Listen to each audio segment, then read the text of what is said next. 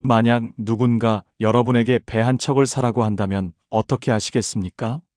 그런데 배를 만들어 본 적도 없고, 조선소도 없고, 기술자도 없다면요? 미친 사람 취급을 받겠죠? 그런데 실제로 이 일을 해낸 사람이 있습니다. 그것도 세계 최고의 조선 강국을 만들어낸 사람이요. 1970년대 초, 한 남자가 그리스 선주를 찾아갔습니다. 조선소도 없는 상태에서 배를 만들어주겠다고 계약서를 내밀었죠. 상대방은 당연히 의심했습니다.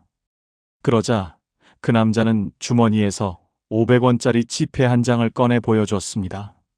지폐에 그려진 거북선을 가리키며 말했죠. 우리 조상들은 이미 400년 전에 철갑선을 만들었습니다. 그 피가 우리에게 흐르고 있습니다. 그분이 바로 정주영 회장, 현대그룹 창업자입니다. 오늘은 정주영 회장의 인생 철학을 알아보겠습니다. 특히 그의 가장 유명한 말 해봤냐 해보고 얘기해 라는 이 한마디에 담긴 놀라운 힘을 파헤쳐 보겠습니다. 왜 이 이야기가 지금 우리에게 중요할까요? 요즘 젊은 세대는 스펙 쌓기에, 중장년층은 안정에 집착하며 살아갑니다. 실패가 두려워 시도조차 하지 못하는 사람들이 너무 많습니다. SNS를 보면 성공한 사람들의 화려한 모습만 보이죠. 그래서 더욱 움츠러듭니다. 하지만 정주영은 달랐습니다. 그는 실패를 두려워하지 않았습니다. 아니, 실패라는 개념 자체를 인정하지 않았죠. 그에게 실패는 그저 아직 성공하지 못한 과정일 뿐이었습니다. 자, 그럼 질문 하나 드리겠습니다. 여러분은 지난 1년 동안 무언가 새로운 것을 시도해 보셨습니까? 실패할까봐 포기한 도전이 있으신가요? 만약 있다면 오늘 이 영상이 여러분의 인생을 바꿀 수 있습니다. 정주영의 인생을 들여다보면 놀라운 사실 하나를 발견하게 됩니다. 그는 한 번도 전문가였던 적이 없다는 겁니다. 쌀가게 점원에서 시작해서 자동차 정비, 건설업, 조선업, 자동차 제조까지 그 어떤 것도 처음부터 알고 시작한 게 없었습니다. 그런데 어떻게 가능했을까요? 그 비밀이 바로 해봤냐 해보고 얘기해 라는 철학에 숨어 있습니다. 이 말이 나온 배경부터 살펴볼까요? 현대 조선소를 건설할 때였습니다. 주변 사람들, 심지어 정부 관계자들까지 모두 반대했습니다. 불가능합니다. 기술도 없고 경험도 없는데 어떻게 조선소를 만듭니까? 그때 정주영이 한 말이 바로 이겁니다. 해봤냐 해보고 얘기해. 단 6글자. 하지만 이 말 속에는 엄청난 철학이 담겨 있습니다. 첫째, 경험하지 않은 사람의 의견은 추측일 뿐이다. 둘째, 불가능은 해본 사람만이 말할 자격이 있다. 셋째, 시도하지 않으면 아무것도 얻을 수 없다. 생각해 보세요. 우리는 얼마나 자주 해보지도 않고 불가능하다고 단정 짓나요?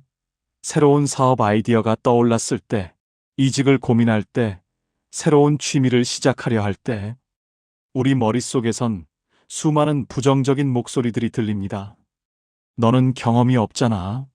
나이가 너무 많아. 너무 어려. 돈이 없어. 시간이 없어. 실패하면 어떡해? 하지만 정주영은 이런 소리들을 무시했습니다. 아니, 오히려 이런 소리를 듣는 것이야말로 자신이 무언가 의미 있는 일을 하고 있다는 증거라고 생각했죠. 그의 인생을 시간 순으로 따라가 보겠습니다. 여기서 우리는 놀라운 패턴을 발견하게 됩니다. 1915년 강원도 통천의 가난한 농가에서 태어났습니다. 아버지는 엄격한 유학자였고 집안은 가난했습니다. 어린 정주영은 학교를 다니고 싶었지만 형편이 여의치 않았죠. 그러다 14살 되던 해 첫 번째 가출을 감행합니다. 목적지는 서울. 꿈은 막연했지만 이대로는 안 되겠다는 생각이 확고했습니다. 하지만 아버지한테 붙잡혀 돌아왔죠. 포기했을까요? 아닙니다. 16살에 다시 가출합니다. 이번엔 성공했습니다. 인천 부두에서 막노동을 하고 서울 복흥사 쌀가게에서 배달 일을 시작합니다. 여기서 첫 번째 교훈이 나옵니다. 정주영은 실패를 두려워하지 않았습니다.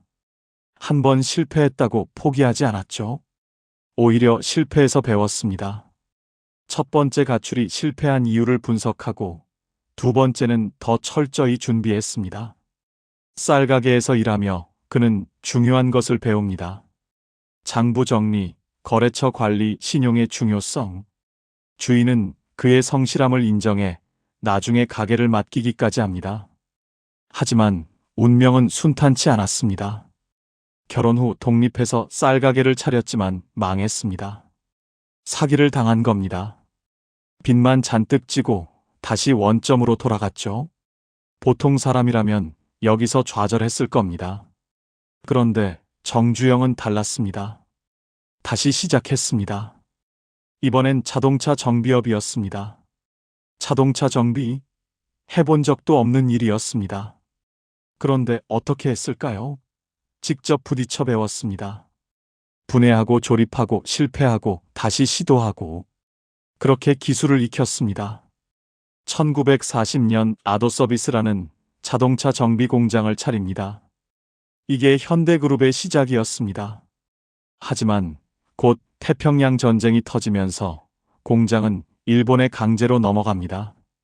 또다시 좌절의 순간. 하지만 정주영은 멈추지 않았습니다. 해방 후 공장을 되찾고 사업을 재개합니다. 그런데 이번엔 한국 전쟁이 터집니다. 또다시 모든 것을 잃을 위기였죠. 그러나 정주영은 위기를 기회로 만들었습니다. 전쟁 중 미군 부대 차량 정비를 맡으며 기술과 자본을 축적합니다. 그리고 전쟁이 끝나자마자 건설업에 뛰어듭니다. 건설업? 또 해본 적 없는 분야였습니다. 주변에선 또 말렸죠. 경험도 없는데 무슨 건설업이냐고. 그의 대답은 뻔했습니다. 해봐야 아는 거 아니냐? 1947년 현대건설 전신인 현대토건사를 설립합니다. 초기엔 작은 공사만 맡았습니다. 하지만 그는 모든 현장에 직접 나갔습니다. 밤을 새워가며 공부했습니다. 외국 기술 서적을 구해 읽고 현장에서 실험하고 실패하고 다시 시도했습니다. 그러다 큰 기회가 왔습니다. 1965년 한일국교 정상화로 일본 차관이 들어오면서 대규모 토목 공사가 시작된 겁니다. 경부 고속도로 건설이었죠. 당시 정주영의 나이 50살. 경부 고속도로는 한국 건설 역사상 최대 프로젝트였습니다. 총 길이 428km. 전문가들은 최소 7년은 걸린다고 했습니다. 정주영은 2년 반 만에 완공하겠다고 선언합니다. 모두가 미쳤다고 했죠. 불가능하다고 했습니다. 해봤냐 해보고 얘기해. 그는 또다시 이 말을 내뱉으며 공사를 시작합니다. 밤낮 없이 공사를 진행했습니다. 비가 와도 공사를 멈추지 않았습니다. 그는 매일 현장을 돌았고 작업자들과 함께 밥을 먹었고 문제가 생기면 즉시 해결했습니다. 결과는 2년 5개월 만에 완공합니다. 그러자 세계가 놀랐습니다. 한국의 건설 기술을 세계에 알리는 순간이었죠. 이 성공으로 자신감을 얻은 정주영은 더 큰 도전에 나섭니다. 바로 조선업이었습니다. 1970년대 초반 정주영은 조선소 건립을 결심합니다. 당시 한국에는 대형 조선소가 없었습니다. 기술도 없었고 경험도 없었습니다. 정부도 반대했습니다. 은행도 돈을 빌려주지 않으려 했습니다. 세계 조선업계는 비웃었습니다. 그런데 정주영은 어떻게 했을까요? 그는 그리스로 날아갔습니다. 당시 세계 해운 강국이던 그리스 선주들을 만나러 간 겁니다. 그리스 선주들도 당연히 의심했습니다. 조선소도 없는데 배를 어떻게 만드냐고 물었죠.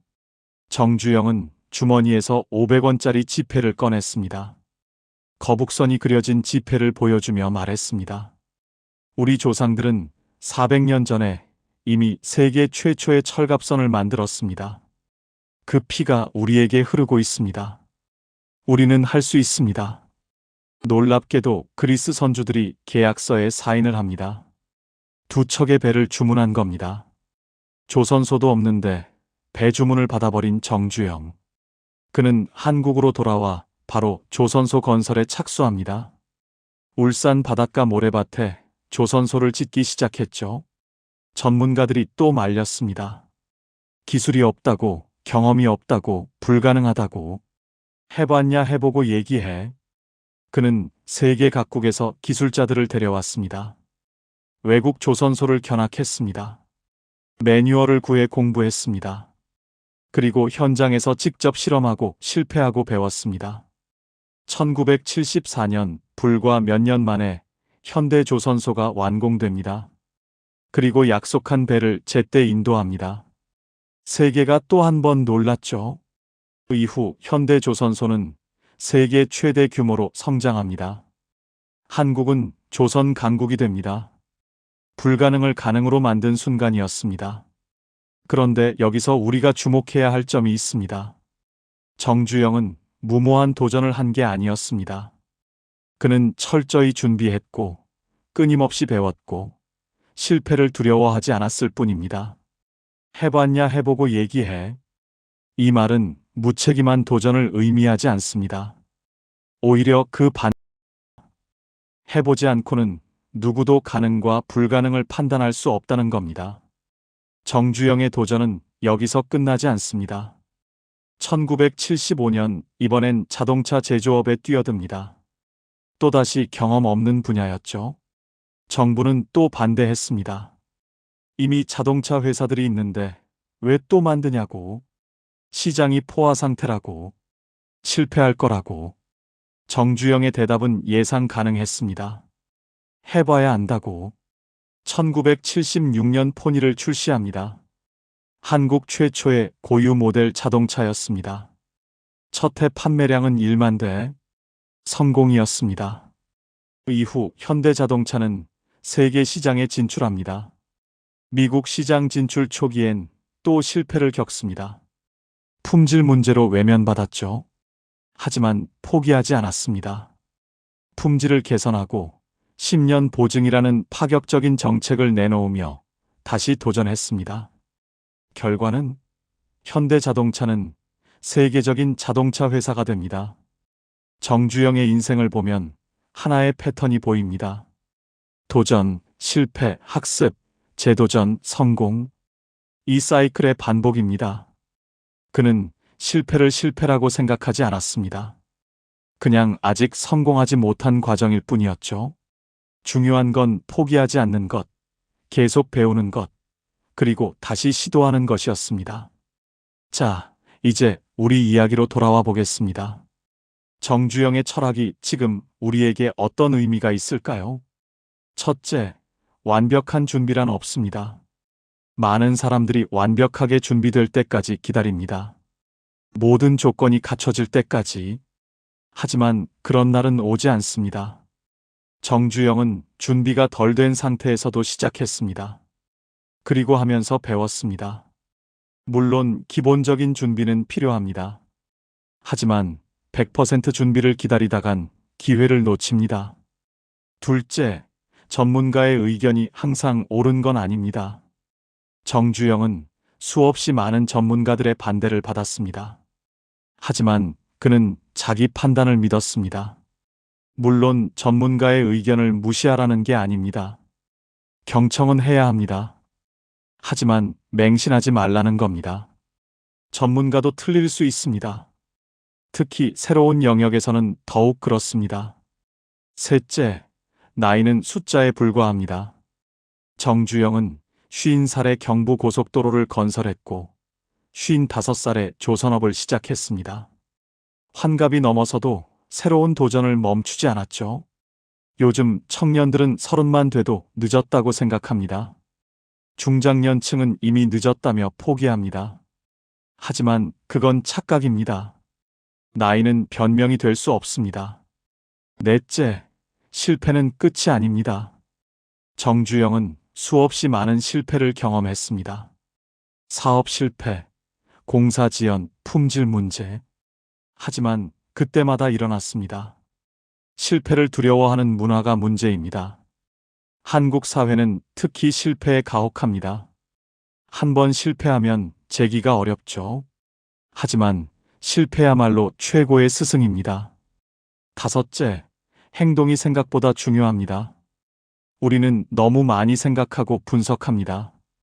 장단점을 따지고 리스크를 계산하고 완벽한 계획을 세우려 합니다.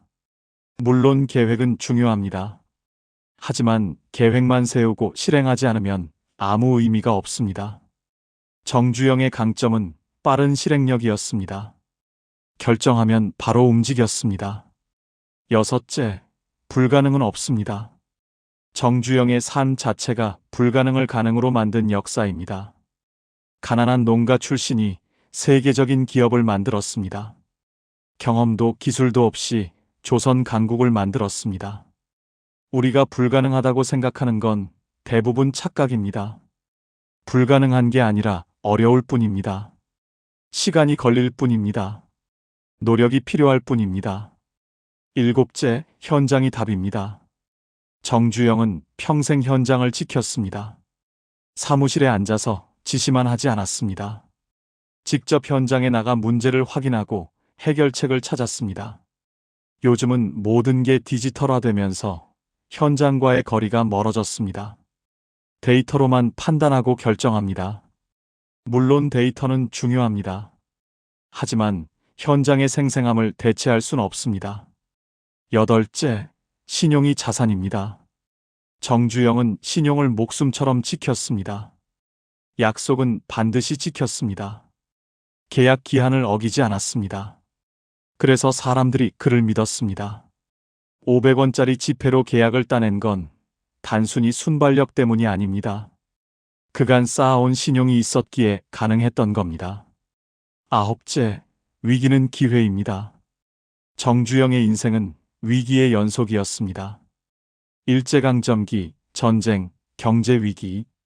하지만 그는 매번 위기를 기회로 만들었습니다. 경부고속도로도 경제위기 상황에서 시작됐습니다. 조선업도 오일 쇼크로 세계 경제가 어려울 때 시작했죠. 보통 사람들은 위기 때 움츠러듭니다. 하지만 진짜 기회는 위기 때 옵니다. 10번째, 꿈은 크게 가져야 합니다. 정주영은 항상 큰 꿈을 꿨습니다. 작은 목표에 만족하지 않았습니다. 세계 최고를 꿈꿨습니다. 작은 꿈을 꾸면 작은 성과를 얻습니다. 큰 꿈을 꾸면 설령 실패하더라도 작은 성공보다 큰 결과를 얻습니다. 그렇다면 우리는 어떻게 해야 할까요? 정주영처럼 살 수 있을까요? 물론 모든 사람이 대기업을 만들 필요는 없습니다. 하지만 정주영의 정신은 배울 수 있습니다. 우선 작게 시작하세요. 거창한 목표가 아니어도 괜찮습니다. 하고 싶었던 일, 배우고 싶었던 것, 시도하고 싶었던 도전. 무엇이든 좋습니다. 일단 시작하세요. 새로운 언어를 배우고 싶었나요? 오늘 첫 강의를 등록하세요. 사업 아이디어가 있나요? 작은 테스트부터 시작하세요. 새로운 직무에 도전하고 싶나요? 이력서를 쓰기 시작하세요. 완벽을 추구하지 마세요. 80% 준비됐다면 시작하세요. 나머지 20%는 하면서 배우게 됩니다. 정주영도 완벽한 상태에서 시작하지 않았습니다. 부족한 부분은 열정과 노력으로 채웠습니다. 실패를 받아들이세요. 실패는 부끄러운 게 아닙니다. 시도하지 않는 게 부끄러운 겁니다. 실패하면 배우세요. 무엇이 잘못됐는지 분석하세요. 그리고 다시 시도하세요. 실패 횟수가 많을수록 성공에 가까워집니다. 주변 사람들의 부정적인 말에 흔들리지 마세요. 당신을 비판하는 사람들 중 대부분은 해보지 않은 사람들입니다. 그들의 말은 추측일 뿐입니다. 해본 사람의 조언은 경청하되 해보지 않은 사람의 비판은 걸러 들으세요. 현장으로 가세요. 책상에 앉아 계획만 세우지 마세요. 고객을 만나세요. 시장을 경험하세요. 직접 부딪혀 보세요. 그곳에서 진짜 배움이 일어납니다. 신용을 쌓으세요. 작은 약속부터 지키세요. 시간 약속, 업무 마감일, 작은 다짐들. 이런 것들이 쌓여 신용이 됩니다. 신용은 하루아침에 만들어지지 않습니다. 오랜 시간에 걸쳐 조금씩 쌓아가는 겁니다. 위기를 두려워하지 마세요. 위기는 반드시 옵니다. 준비되지 않은 상태에서 오기도 합니다. 하지만 위기는 변화의 기회입니다. 남들이 움츠러들 때 앞으로 나가는 사람이 승자가 됩니다. 꿈을 크게 가지세요. 현실적인 목표도 중요하지만 꿈만큼은 크게 가지세요. 당신이 상상할 수 있는 것보다 더 큰 것을 이룰 수 있습니다. 정주영도 처음부터 세계적인 기업을 꿈꾼 건 아니었을 겁니다. 하지만 꿈은 점점 커졌고 현실이 됐습니다. 가장 중요한 건 이겁니다. 오늘 당장 시작하세요. 내일이 아니라 오늘, 다음 달이 아니라 지금. 조건이 갖춰질 때까지 기다리지 마세요. 지금이 최적의 타이밍입니다. 해봤냐? 해보고 얘기해. 이 말이 여러분의 가슴에 깊이 새겨지기를 희망합니다.